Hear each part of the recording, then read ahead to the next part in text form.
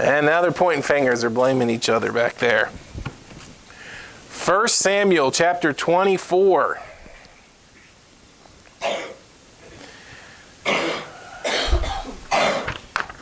First Samuel chapter 24. It's been a couple weeks since we were in our lessons here. But if you recall from chapter 23, Saul was in hot pursuit of David. Now there were a couple of different stories along that line that were in chapter 23. You'll remember that David got word of a city named Keilah that had been attacked by the Philistines. So he went with his men and he rescued that city. Now while he was there, Saul planned to trap him. Saul planned to send his army and besiege that city and kind of starve him out, trap David in the city and be able to get him that way. David was able to escape and David was able to get away before that happened. Well, then David came in the same chapter to the wilderness of Ziph, and while he was there, there were some of the Ziphites that betrayed his location. They went and told Saul that we know where David is, and were planning to give his location to Saul. And when Saul took his men to pursue David, remember that last story, how they got like super close, right? They had gotten so close, they were on the other side of the hills where David was. And just when they were about to close those gaps and take David, Saul was warned that the Philistines were attacking Israel and he had to take his men and leave to go fight that battle with the Philistines. And that allowed David to escape again. And when we last left him in verse number 29 of the end of chapter 23, he was in the place called the strongholds of En-gedi. Many times now Saul has been close. He's tried himself multiple times to throw a spear and to kill David himself. He sent his men to get him at home, and his wife had to let him down through a window. A couple of different times in chapter 23, Saul either had a plan or was physically there to try and get David. But each time, the Lord has protected David. And as chapter 24 opens up, Saul is finished with his battle with the Philistines, and when you know it, he's ready to resume his hunting of David. We'll look at three things tonight. Number one, David's opportunity. David's opportunity. Saul's been terrible these last few weeks. And it says in verse number 1 that it came to pass when Saul was returned from following the Philistines, it was told him, saying, Behold, David is in the wilderness of En-gedi. Word comes to Saul of where David has been hiding. It says in verse 2 that Saul took 3,000 chosen men out of all Israel and went to seek David and his men upon the rocks of the wild goats. Saul is right ready to go back to pursuing David. It seems like that in life sometimes, right? It seems like you just hop from one trial to the next. It doesn't always seem like you get any rest. You don't always get a good lengthy amount of time between trouble. And you can imagine what it feels like maybe to be David, that any relief that he had was just super short-lived, and now Saul's right back to pursuing him. Now this place called En-gedi is just to the west of the Dead Sea. It was known for having these hills and the caves that dotted those hills. It would have been a great place to hide out. It would have been a good place to be able to scout and be able to detect approaching groups from a distance before they could ever reach you. It says at the end of verse 2, he went to seek David and his men upon the rocks of the wild goats. That particular location, noted for, as books would call, your mountain goats and your ibexes, and they've got those animals that are used to climbing up, on the rocky ledges and those things. This is where David is. He's hiding in the caves that are in these hillsides up in these mountains. And he came to the sheepcotes by the way, where was a cave. There was one particular spot, one entrance of a cave, and the cave system behind it that was actually pretty large. It was actually large enough to shelter a flock of sheep, and they would use those, and you could, during the heat of the day, you could take your sheep into those caves and get them out of the sun and whatnot. It says there, though, that verse number 3, that they came to this cave, and Saul went in to cover his feet. Saul went into that cave and wanted to have a little privacy to take care of his needs, whether that was, physical things, whether it was to get some rest, to get some sleep. You can read any number of opinions on what the phrase "cover of the feet," to cover his feet, means. But Saul went into this cave alone. He didn't have his guards with him. He didn't have his troops with him. Likely they were waiting right outside the cave. And then it also tells us that David and his men remained in the sides of the cave. What are the chances, right? What are the chances that Saul ended up right at this cave? Now, we don't believe in coincidences. Our Lord is one of perfect timing, precision, and purpose. It's really kind of sad. Those people that believe that everything in this world is left up to chance, those people are kidding themselves. We do have a Lord, we do have a God that controls this world, everything from someone's timing to the intervention into people's purposes, into changing those. And we would say it just so happens that Saul picked this cave, right? But inside that cave, buried deep within its stretches, was David and his men. And oh boy, it doesn't take long for everybody to realize what's happening and the great opportunity that David has. Look at verse 4. It says, "And the men of David said unto him, Behold, the day of which the Lord said unto thee, Behold, I will deliver thy enemy into thine hand, that thou mayest do to him as it shall seem good unto thee." Oh boy, they say. David's men realize what's happening, and they see the golden opportunity that is presented to David. Now, if you didn't catch that, right now is David's chance to get back at Saul. Saul has been hunting David for a long time now. He has tried to kill him himself. He's tried to send others to kill him. He's tried to trap him. He has tried to do David great harm and even intended to take his life. Now, the tables have turned. Now, David has the advantage. Saul is the one that is alone. David can sneak up on him. David has a golden opportunity here to get Saul back. David can seize control. He could kill Saul. David can kill Saul. He's in his grasp. He's in his hand. David's men see this as the opportunity to fulfill a previous promise of God, where God had promised that he would deliver an enemy of David into his hand. And David's men are like, well, this has got to be it, right? This could not have worked out more perfectly. Here we are hiding, and God has put Saul right in your hand, David. This is your opportunity. You can kill him. You can seize the throne. You can take control. You can get back at him for all the things that he's done to you. You can actually turn on his own head what he's tried to do to you. Can you imagine what the average person would do if this opportunity presented itself? Here you have the guy that's been hunting you, and here's the guy that if he gets the chance, will kill you. He wants to. He wants you dead. He's chasing you, and if he gets his hands on you, your life is over. And there he is for the taking. What do you do? What would most people do? I think I know what most people would do. They would take the opportunity, right? What does David do?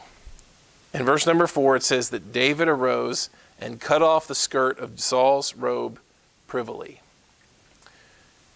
He doesn't do nothing, but he also doesn't do much. He cuts off a portion of Saul's robe. David decided to spare Saul. Now I want you to look into the heart and into the mind of David. He had the opportunity to do to Saul what Saul wanted to do to him. Nobody could have stopped this. Saul's guards and his troops weren't close enough to do anything about it. Saul goes into a cave to take care of his own business. And David has the golden opportunity to kill him, and he doesn't do it. David does not do to Saul what Saul would do to David if the shoe was on the other foot. If the places were reversed, you know what Saul would do, and yet David doesn't do that to Saul. Let me ask you this. David has the promise of God that he's going to someday be king. Would it have been okay for him to kill Saul and to claim the throne right now? Some might say yes. Some might think so. But this is where, and David can teach us a lot about this, and David does better at this than other people in the Scripture, that this is where trust has to come in. There's another guy in the Bible that was given a promise. Now, his name was Abraham. You remember the story where Abraham is given a promise by God that he'd have a son and that he would become a mighty nation. But instead of trusting God and trusting God's timing with that, Abraham took matters into his own hands, right? He ended up taking the handmaid Hagar, ended up having a son with her. His name was Ishmael. And we remember that story, all the problems that stemmed from that, right? Same kind of scenario, right? Here's a guy that's got a promise from God, takes matters into his own hands to fulfill it and to bring it to pass, and it caused a disaster. David doesn't do that. Now, some might think, David, you have God's promise, you're going to be king. And David's men thought, this must be how God does that. And David's like, no. David doesn't do that. David doesn't take Saul's life. When we have God's promises, it is important. We trust that he knows how to work out those promises in time to us. That it's not just for us to manipulate the scenario. It's not just for us to create, but to trust that God will provide. So David cuts off a portion of Saul's robe. But even doing that, and obviously you and I look at each other and say, well, that's not much, is it? No, it's probably not. But did you know that even that David felt guilty about afterwards? It says in verse 5, and it came to pass afterward, David's heart smote him because he had cut off Saul's skirt. Even after doing what he did, David felt guilty. And that's likely because that he realized that even though he hadn't done anything to Saul physically, he still cut off a portion of his robe. And to retaliate against the one that God had put in authority, that bothered David. That did trouble him. You might think, and I might think, that it's a trifling thing to dishonor the king. And you and I might think Saul's a jerk and he deserves any amount of dishonor that could be thrown at him. That's not how David thinks. So you and I might think that David's justified in doing this, and yet David feels guilty after he's done it. And I shouldn't have done that. He's the king. It smote him. It troubled him. His heart troubled him after this. David took it seriously. You and I probably wouldn't think much of it, and you and I probably think Saul deserves it. But David took it seriously. And he said unto his men, this is David speaking to his men, the Lord forbid that I should do this thing unto my master, the Lord's anointed, to stretch forth my hand against him, seeing he is the anointed of the Lord. David relays that message, what he's feeling, to his men. They probably think, David, you blew it. You've missed a golden opportunity, right? A chance to end all this. The chance of a lifetime. And David's like, I can't. The God forbid that I do this. This is the Lord's anointed. This is the King of Israel. And I can't do that. And so verse number 7, David stayed his servants with these words. David also restrains his men from taking any action against Saul. You know, there's probably one in every crowd that maybe just even out of loyalty and love to David, well, fine, David, you won't, I'll do it. And maybe would have seized the opportunity to kill Saul. And David's like, nope, we're not doing that. Now, just me, it says in verse number 7 that David stayed his servants with these words and suffered them not to rise against Saul. But Saul rose up out of the cave and went on his way. What a golden opportunity David had. And again, we see the contrast between David and Saul. What you know Saul would have done, David doesn't do. And even as far as David went, which you and I will read this story and you think he cut off a portion of his robe. That's not a big deal at all. David realizes that the dishonor he has showed the king, it grieves him a little bit. It bothers him that he did that. And he's not going to go any further, and he's not going to let his men go any further in that. You and I both know Saul deserves it. You and I both know that he's a terrible king, and that the nation of Israel would be a lot better off if David was on the throne and not Saul. And yet, all of those things that we think, David doesn't think that way. Number 2, David's appeal. Verse number 8, it says, David also arose afterward and went out of the cave and cried after Saul, saying, My Lord the king. When Saul looked behind him, David stooped with his face to the earth and bowed himself. David takes a chance here. David didn't have to do this, right? Saul didn't see anything. Saul doesn't know that David and his men are in that cave. He gets up to leave. But David takes a chance. David could have stayed in the cave. He could have stayed hidden. But he reveals himself. And he surrenders himself. He bows himself. He actually surrenders himself over to King Saul in the hopes that this event might lead to some kind of reconciliation. It's interesting that he bows to him. Some would think, David's been given God's promise. David should come to Saul as an equal, right? Yeah, you're the king now, but I'm the next king. And David doesn't do that. David recognizes Saul as king. He bows himself before him and he presents himself humbly. And listen to what David says in verse 9.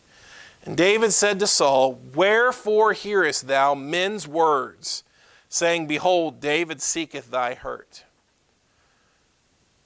Saul, why are you listening to these men that are telling you that I'm after you? You're listening to bad counsel. You're getting bad advice. Saul, why are you listening to these men? Why are you listening to these thoughts that I'm against you, that I've betrayed you, that I'm out to get you? Verse 10, Behold, this day thine eyes have seen how that the Lord hath delivered thee into mine hand in the cave. And some bade me kill thee, but mine eye spared thee. And I said, I will not put forth my hand against my Lord, for he is the Lord's anointed. David says, let this event speak for itself. I had the perfect opportunity to kill you. And honestly, Saul, some of these guys wanted me to. Some of these guys were pushing me to do it, but I didn't do it. If there's any doubt, Saul, that I'm against you, that I would do to you what you're doing to me, that I'm trying to steal your throne, you have the evidence. You saw it today.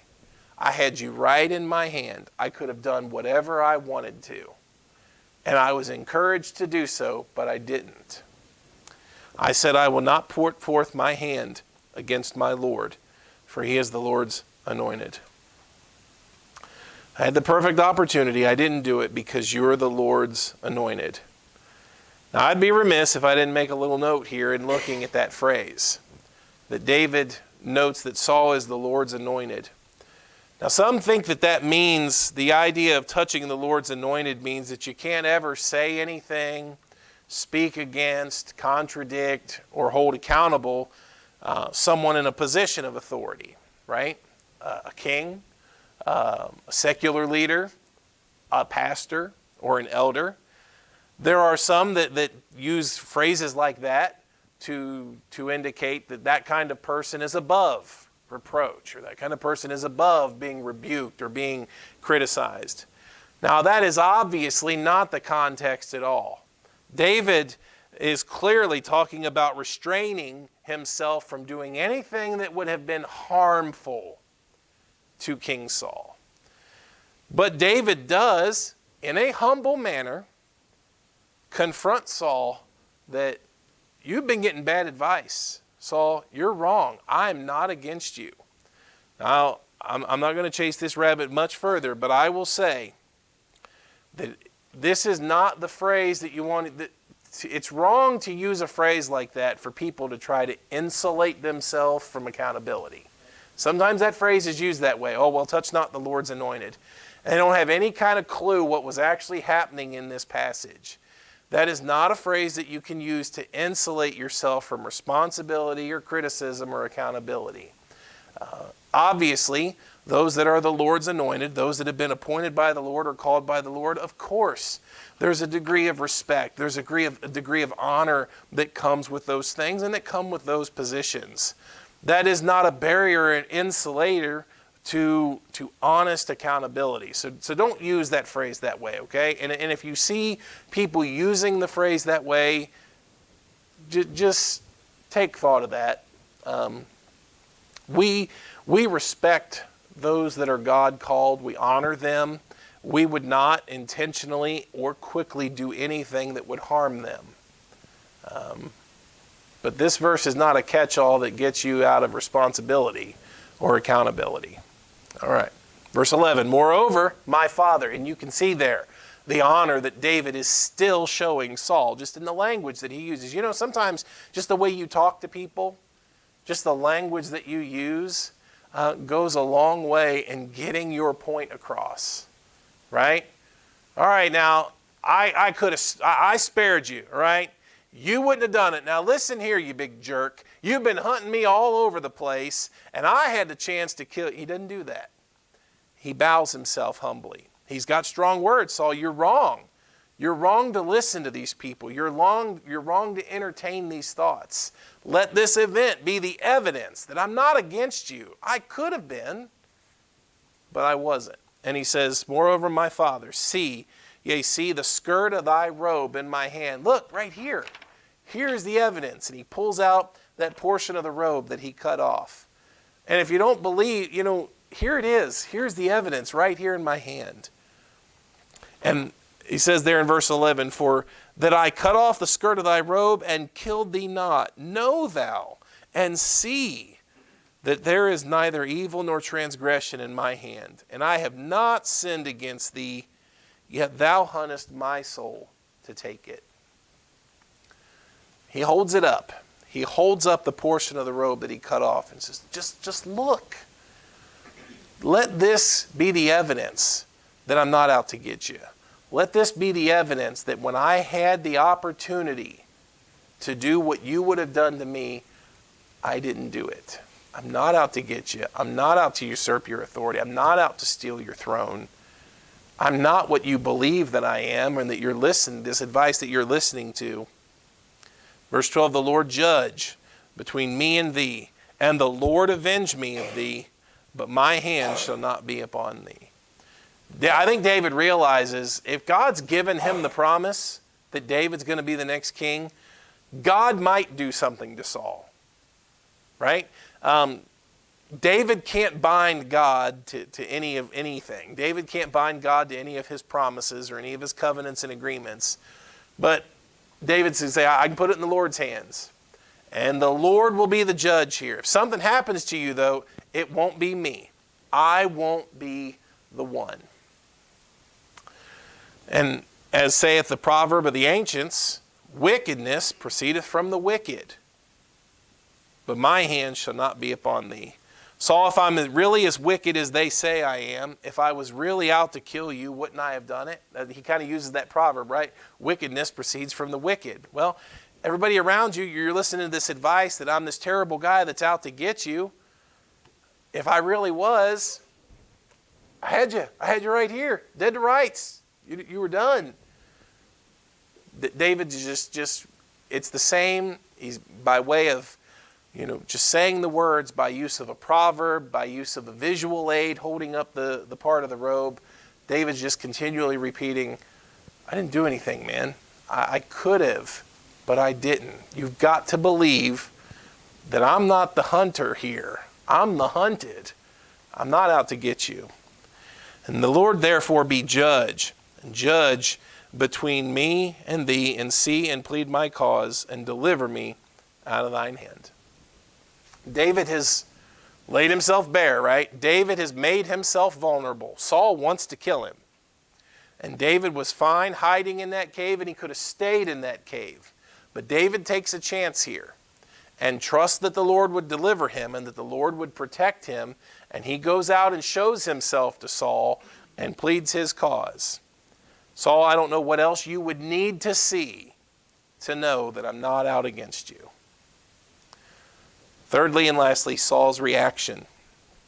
Verse number 16 says, it came to pass when David had made an end of speaking these words unto Saul, that Saul said, is this thy voice, my son David? And Saul lifted up his voice and wept. Saul responds emotionally. Reality starts to set in, right? Saul has been living under the delusion that David was out to get his throne, under the delusion that David was seeking to subvert him, to usurp his authority. Saul has gone to the extent of having people killed, having priests killed, being willing to siege an entire city of people. Saul is going to weird extremes because he's convinced himself that David's out to get him, that David's the bad guy, that David, is the enemy.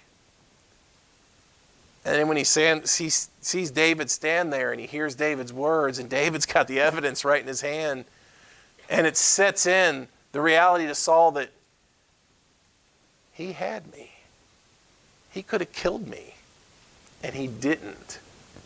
It says there that Saul wept. And he said to David, thou art more righteous than I, for thou hast rewarded me good, whereas I have rewarded thee evil. Saul recognized it. David, you're right. And you've actually been right. I am the one that has been wrong. Okay, when he says, thou art more righteous than I was the one that was wrong. You were right, and I was wrong. That's a change of heart, isn't it? Just what David was hoping to accomplish by coming out of that cave. This whole story could have gone a whole bunch of different ways, right? First of all, David could have killed Saul in the tent or in the cave. Well, secondly, he could have just let Saul go out of the cave and just resumed like things have been going for the last stretch, right? Don't come out of the cave, keep in hiding. Or David takes a chance, leaves his judgment up to the Lord, and reveals himself and pleads with Saul. And this was the intended hope. This was the hope that David was trying to accomplish, this change of heart in Saul. I was wrong. You were more righteous. You rewarded me good, whereas I have rewarded thee evil. And thou hast showed this day how that thou hast dealt well with me. For as much as when the Lord had delivered me into thine hand, thou killest me not. For if a man find his enemy, will he let him go well away? Wherefore the Lord reward thee good, for that thou hast done unto me this day. Just the language there in verse 19. If a man find his enemy, will he let him go away? If you had your enemy, would you let him get away? The answer is obviously no. And it clicks with Saul. David must not see me as his enemy. If I was his enemy, he would have got me. He got Goliath. He pursues the Philistines. David is a brave warrior that is not afraid to go after God's enemies and his enemies. He didn't kill me. I'm not his enemy, am I? And Saul realizes it. And the truth finally sets into Saul. He's been the one wrong in this, not David. And now, behold, I know well that thou shalt surely be king, and that the kingdom of Israel shall be established in thine hand. Now, what is it that finally makes that set in for Saul? Well, Saul has now realized for a while that the Spirit of the Lord has departed from him. The spirit that now visits him is a distressing one. It's a troublesome one. It's one that spurs him to these fits of rage, these fits of despair, and destructive behaviors and depression. The Spirit of the Lord has come upon David. There's also a little bit that's telling as David holds up that portion of Saul's robe. Do you remember what happened last time an event like that was seen? It was when Saul and Samuel were together. And Samuel tells Saul that God has rejected you from being king. And then when Samuel turns to go away, Saul reaches after him, and what happens? A portion of his garment rips. And Saul is standing there holding a portion of Samuel's garment. And what does Samuel tell him? Just like you ripped my garment, God's ripped the kingdom from you.